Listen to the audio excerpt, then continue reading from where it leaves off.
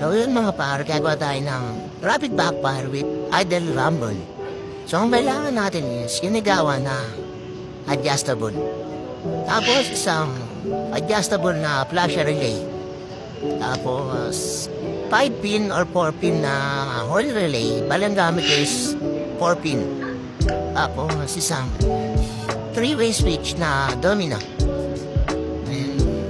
Electrical tape, battery. Bali, ito naman, ang sinigawa is merong 4 na wire. Dalawang may yellow, at isang positive-negative. Ito naman, color block. Itatap natin sa 8685. Bali, number nito is 30, 86, 85. Tapos, 87. Bali, itong 87, papuntang ulcer. Basta ito negative. Ito naman dalawang wire na to, pwede magkabaligtaran yan. 85-86 kahit rin dyan, okay lang. Tapos, itong negative na to, padudugtong natin siya sa negative ng interrupter relay. Tungnan natin yan.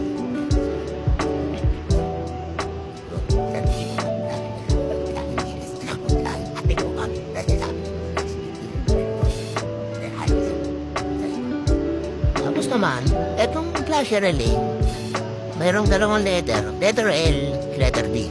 Adjustable din siya. Ang dadawin natin is yung letter L. Yung letter L na to, dudugtong natin sa positive ng interrupter relay.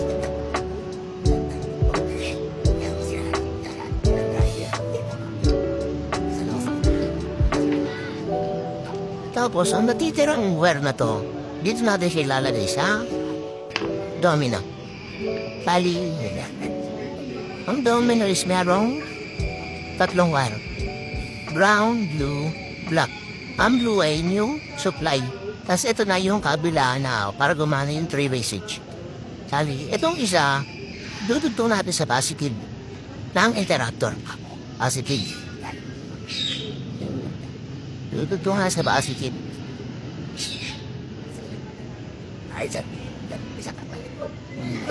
Tapos, yung isa naman na letter B sa flasher relay, dudugtong natin sa color block.